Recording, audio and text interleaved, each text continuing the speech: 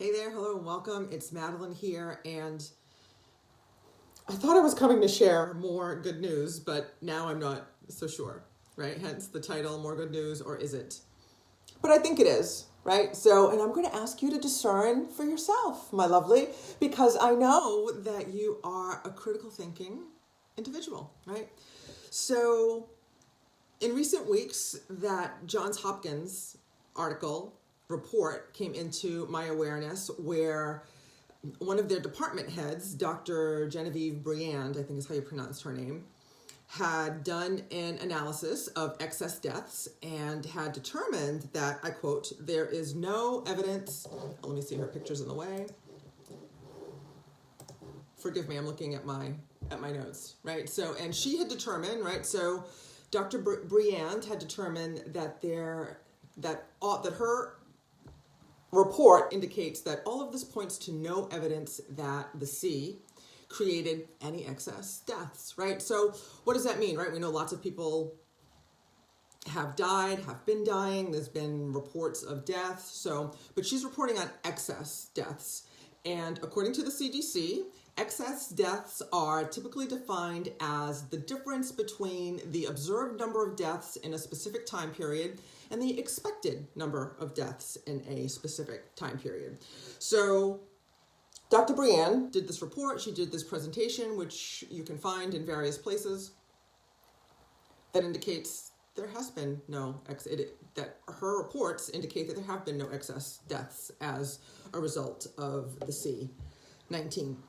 And as I mentioned, I had seen this report some weeks back, and then I went and retrieved it myself, and then I tried to post it on Facebook, and I got that pesky little fact check thingy. So it turns out that the report has been pulled by Johns Hopkins as saying, and I read a couple of the reports as saying that, oh no, we can't trust Dr. Briand's original report that was reported in November of 2020. Mind you, that there are all these things wrong with it. Well, I found that unusual, especially since Dr. Michael Levitt, who is a Nobel laureate and Stanford professor, he's an epidemiologist, and epidemiologists are people who study trends of disease and health conditions, right? So Dr. Levitt has been saying since the get-go that, well, back since last spring, that there doesn't appear to be any excess deaths, right? That extra deaths, any more deaths than normal. Okay, so a couple of things, right? So back to Dr. Briand's report. No excess deaths. Not only were there no excess deaths,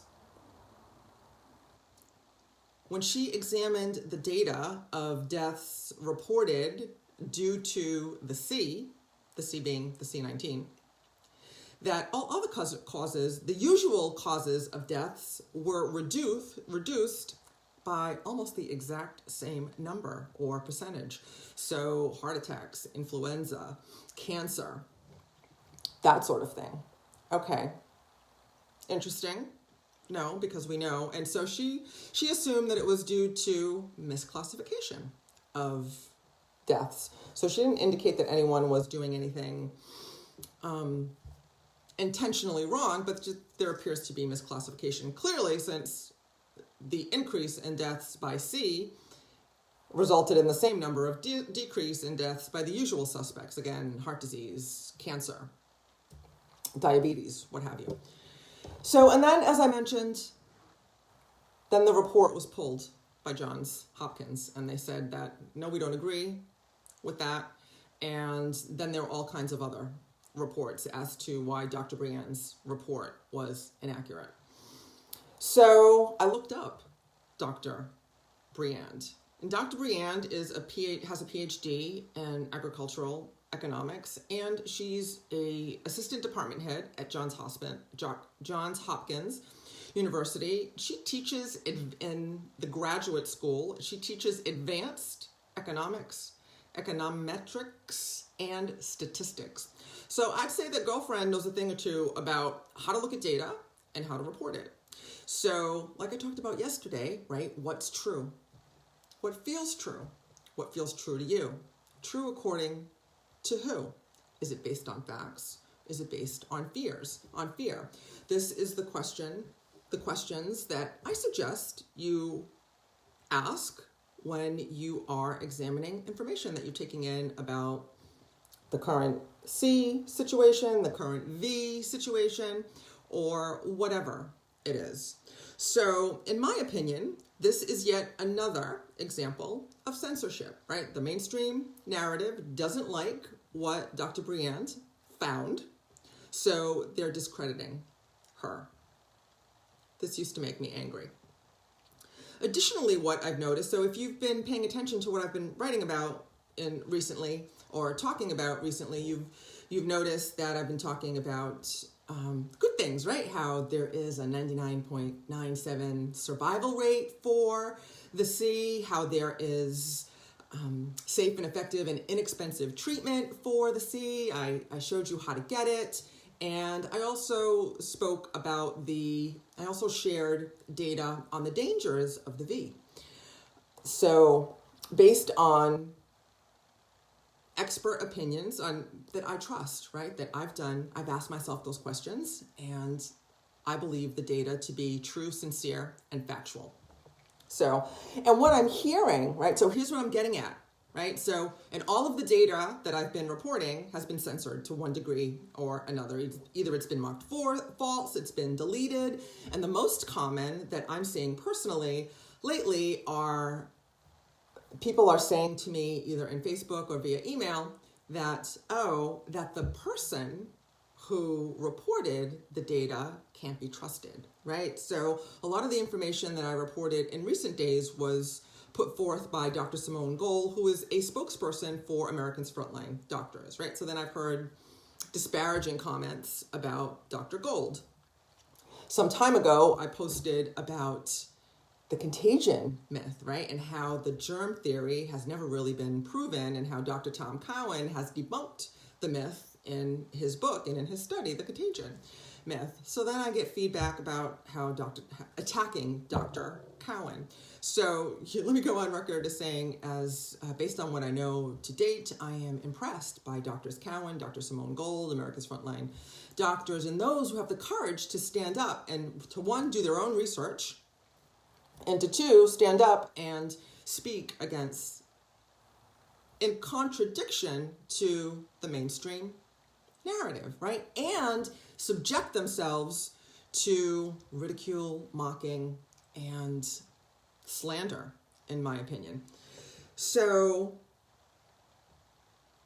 we know that pioneers throughout history have often been subject to ridicule, mocking, and disparaging comments.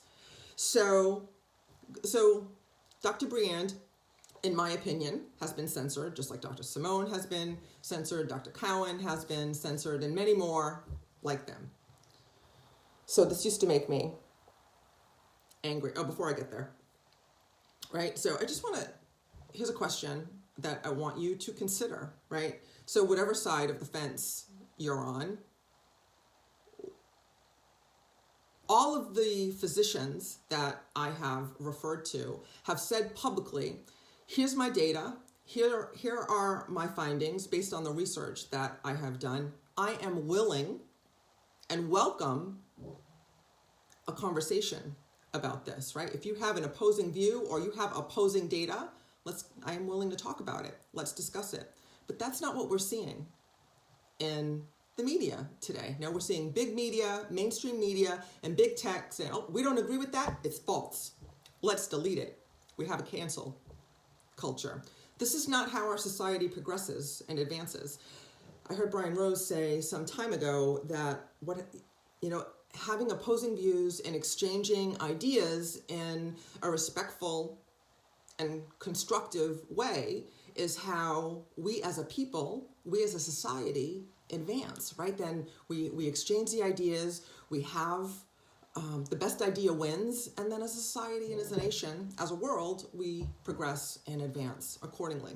But that's not what's going on here. And this is troublesome, right? So in the United States, censorship is in violation of our Constitution, right? The law of the land. But it's not, so here's the thing. It's not government that's doing it. It's big tech that's doing it. It's big media that's doing it. And government is looking away because they're private businesses. Okay. This used to make me angry. So my point, right? This used to make me angry. Now it makes me sad, which makes sense because, the progression of negative emotions is, anger, sadness, fear, hurt, guilt. So I've released the anger, but apparently I have sadness to release. And the next will be fear, right? So sadness that we're not having these discussions, that we're not exploring what's going on here, right? And so yesterday I talked about conspiracy theories, and I don't have the time and energy for conspiracy theories, but to me this is clearly wrong, right? Just saying I don't agree with that and striking it down and deleting it is just wrong. It used to make me angry, now it makes me sad. And, the next emotion is fear, right? And I'm fearful that our rights are being taken away from us, as you may be as well.